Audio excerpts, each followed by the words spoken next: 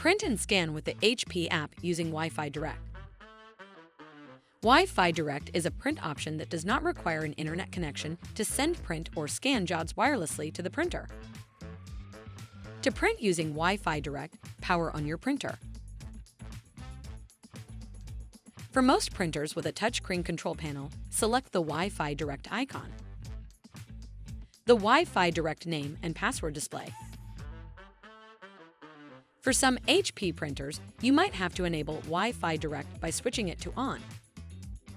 For printers without a touchscreen, press the Information button to print an information report. This report has the Wi-Fi Direct setup information on it.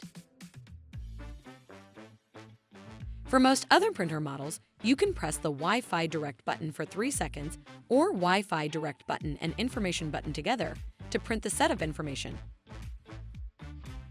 Once you have the Wi-Fi Direct information, open the HP app. If you do not have the HP app, you can get it for free from your App Store or by going to 123.hp.com.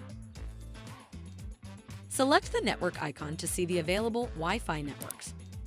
Select your printer's Wi-Fi Direct name from the list.